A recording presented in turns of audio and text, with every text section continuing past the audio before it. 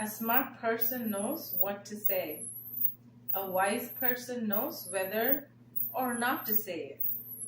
Right, so we think that we are smart, and sometimes we say things that appear or sound smart, but there are times when the wiser choice is to just not say it.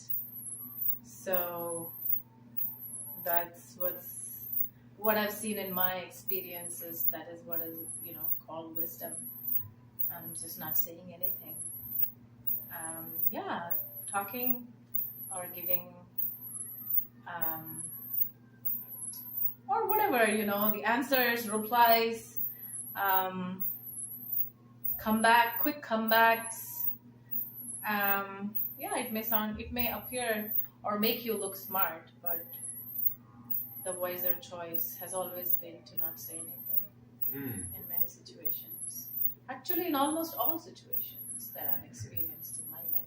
A smart person knows what to say. A wise person knows whether or not to say it. And it's related to giving advice also. So one last point I appreciated that I heard from one devotee. He says, if you're driving in your car and your GPS malfunctions and you do not have a map in your car, the first thing you're going to do is call your friend at home, whoever your friend is, and they're at home. And the first thing you're going to ask them is, can you direct me where I need to go? Because they may have their internet available, Google Maps. So the first thing your friend will ask you is, where are you at? So I can tell you where you need to go. In much the same way, in our devotee relationships, before we need to tell devotees where they need to go, we should first know where they're at in their spiritual life. So this is a smart person. Even if they say the right thing, it may be at the wrong time, actually. You have to know where people are at in their spiritual life in order to tell them where they need to go. But first, there has to be trust there.